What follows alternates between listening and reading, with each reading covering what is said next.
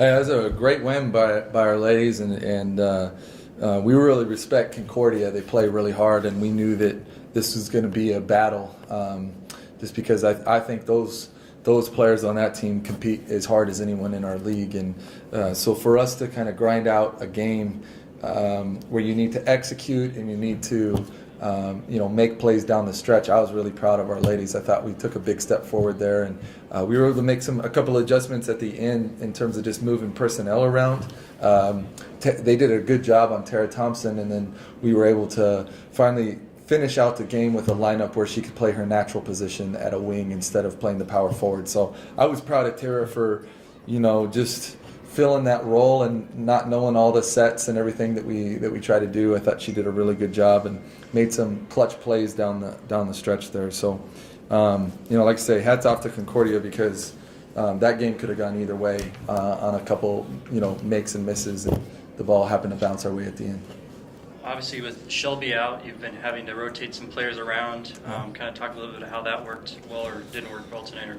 Well, I thought, defensively, it was a little bit to our disadvantage because we had such a height differential when we're starting at the power forward spot. Someone who's 5'7", and we're going, 5'9" point guard, 5'3" 2 guard, and a 5'7" and 5'7". That's tough. That's tall order to box out and be disciplined. And we were down at the first quarter 14-4 on the boards, and so that was a pretty big challenge. And we didn't go with our bigger lineup until the very, very end, and that helped us secure more rebounds, because we were getting stops for the most part. We just weren't finishing out defensive possessions. So, when you have a team that rebounds as hard as Concordia does, it's rare that you win a game giving up 19-0 boards, and we were able to do that.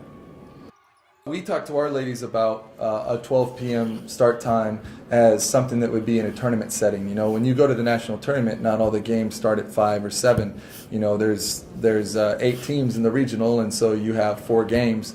They're going to start in that afternoon slot, and so we tried to come in with a mindset that this was a tournament game. So I was proud. Like I said, I was proud of our ladies when we're down our leading scorer and our leading rebounder to be able to make that adjustment and come in fired up.